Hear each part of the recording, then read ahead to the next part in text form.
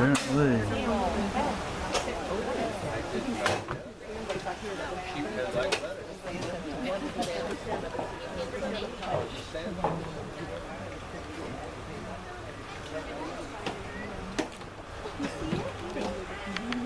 Still can't see its eyes. No, I still can't see the eyes.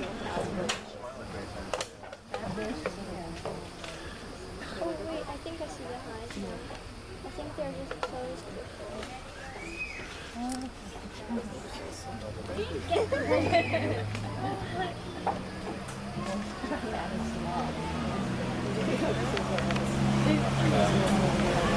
Yeah, Mom, do you see the eyes? Well, good afternoon. My name is Bob. I'm a volunteer here at Homosassa Springs Wildlife State Park.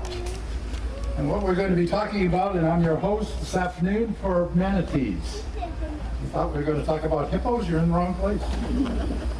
But before we get started, I'd like to bring to your attention the parks in Florida. We're one of 174 parks. Pretty much anywhere you go in Florida, there's a park. Each one of the parks are unique, but we think we're rather special. Homosassa Springs Wildlife. And before anybody turns around and says, well, it must be a zoo. Actually, we're the furthest thing from a zoo because our residents here are here for one of three reasons. First reason is they've been born in captivity. Don't have a clue about living in the wild. The second thing is that they've been injured so badly that they're unable to live in the wild any longer, couldn't support themselves. And the third and most disturbing to us is that some very well-meaning human being has found a kitten as they've traipsed through the woods, picked the kitten up and brought it home, even though Mother Bobcat was watching.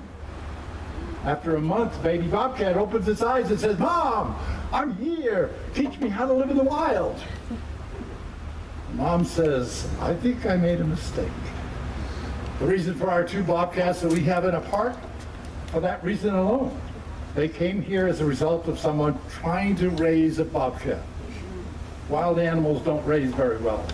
And what you're doing is you're imprinting them into believing the only source of food is that two-legged thing that runs around. So if you see animals in the wild, pretty much leave them alone for a while because Mom, the wild will come find them more often than not.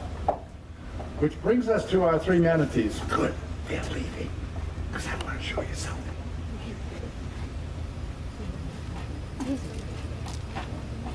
Unfortunately, Lorelei knows the trick. But let me tell you about our three manatees. They stay with us year-round.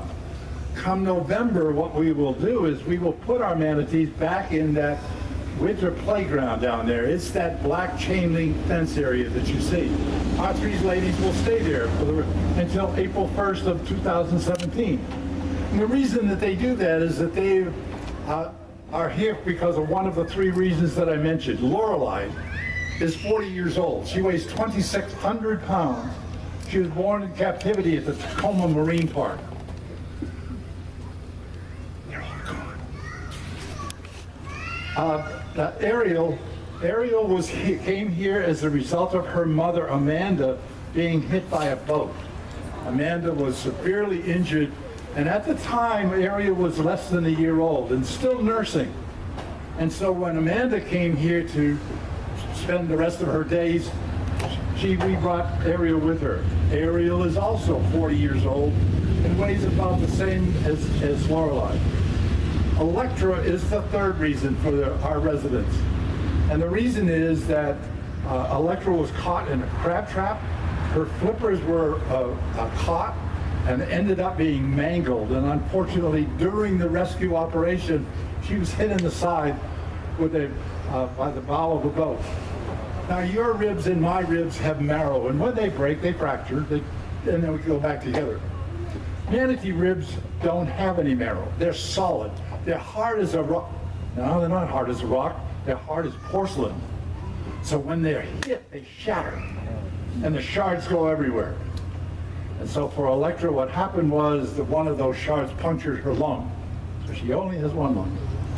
So she's been here now for quite a while, doing very well. And if you notice that she has a white spot on her side, that was because the veterinarian decided that she needed an injection. And that's a very positive output that we know that the injection has taken place. It's similar to the stripes that you see on their back when they get hit by a propeller. All right. You see, all three manatees have left us.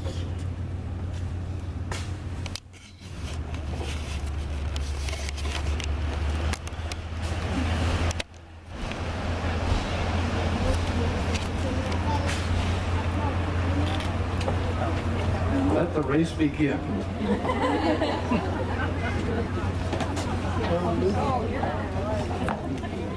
And they can beat feet, as the saying goes.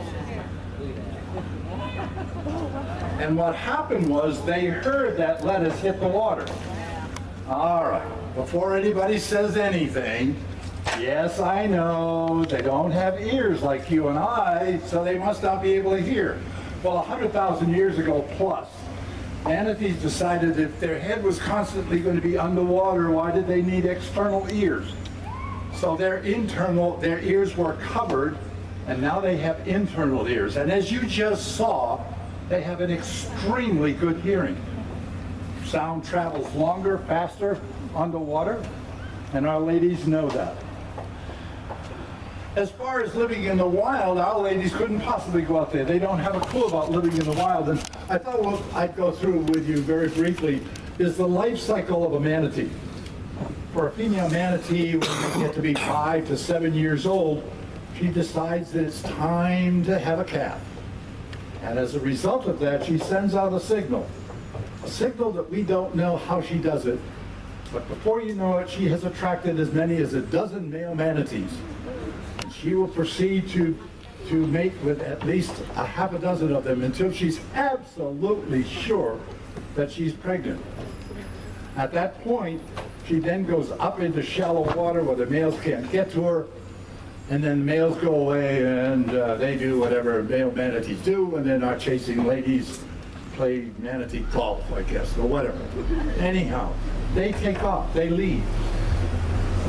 And for the next 13 months, the gestation period of a manatee, mom manatee travels around feeding and waiting for the happy day when the baby manatee is born. And sure enough, here it comes. All 70 pounds and 4 feet of baby manatees, born tail first, underwater. And as we learned this morning, one of the advantages manatees have is that when they stop swimming, they sink to the bottom and just rest there. So our baby manatee is born underwater, and sure enough, he sinks to the bottom. Sinks to the bottom. Manatees can't breathe underwater. Oh, wait a minute, that's right. Mom manatee comes to the rescue. And for the next 2 to 3 days, every 2 to 3 minutes, she will pick the baby up to the surface until the baby gets a breath of air. Every 2 to 3 minutes. Until finally the baby says, all right, Mom, I got it. I got the swimming thing down pretty good. Leave me alone. And so she will nurse that calf for the next 2 to 3 years.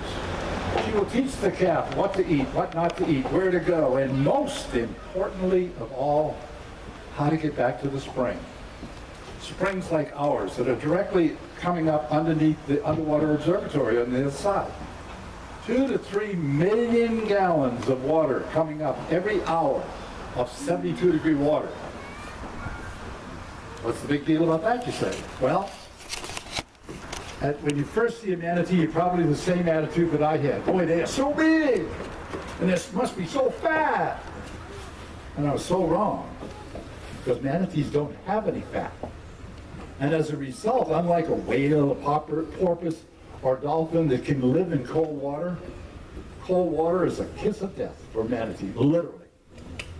So in the wintertime, when we have as many as 100 manatees in the pool behind me, they're here as a matter of survival. They've been taught to come back to that 72-degree water, because what happens for a manatee is that 68 degrees, they get things that we get in cold water, hypothermia, pneumonia, and worst of all, the sniffles. Big deal. What's the sniffles? Manatees can't breathe through their mouth. They only breathe through their nose. And I encourage you, the next time you get the sniffles, cover your mouth. and see what the manatee has to put up with. So at 68 degrees, they get hypothermia, pneumonia, sniffles. 65 degrees, major organs begin to shut down. And at 63 degrees, I think you know where I'm going with this, manatees begin to die. I don't know how many of you were around here in 2010. Florida had one of the coldest winters that we ever had. Manatees just absolutely didn't make it back to the springs in time. And as a result, Fish and Wildlife then found it necessary to pick up as many 250 manatees that had died as a result of the cold water. So the springs are absolutely a necessity for the manatees. As far as other predators are concerned, they don't have any. Sharks, alligators, you would think that they'd tackle them with no problem. They're so slow and easygoing, but for some reason, 100,000 years plus ago, alligators and sharks decided that manatees either didn't taste good or they weren't worth the effort. One or the other. But the manatees are free and safe and have no predators in the wild other than the cold. Oh, wait a minute, there is one other one. People. 40% of all manatees' deaths could be attributed to people. They've been either hit in the side by a boat, they've ingested some of the biotoxins from the insecticides and the pesticides and the fertilizers that flow into the rivers and streams. And again, those biotoxins affect their lungs.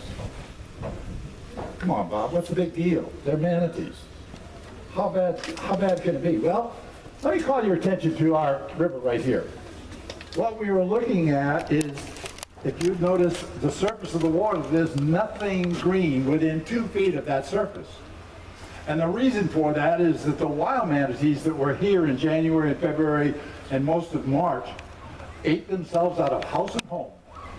They ate everything off the bottom, they ate everything on the edges. They went out as far as they could possibly go into the Homosassa River looking for food because they eat 10% of their weight every single day. To give you some idea, and maybe surprise you a little bit, manatees do eat 10% of their weight every day. And right now the current population of manatees in Florida is about 6,000 animals.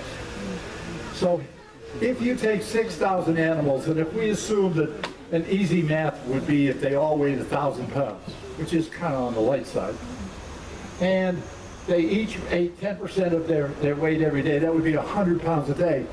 That means that every single day, the 6,000 plus manatees that live in Florida eat over 500,000 pounds of vegetation.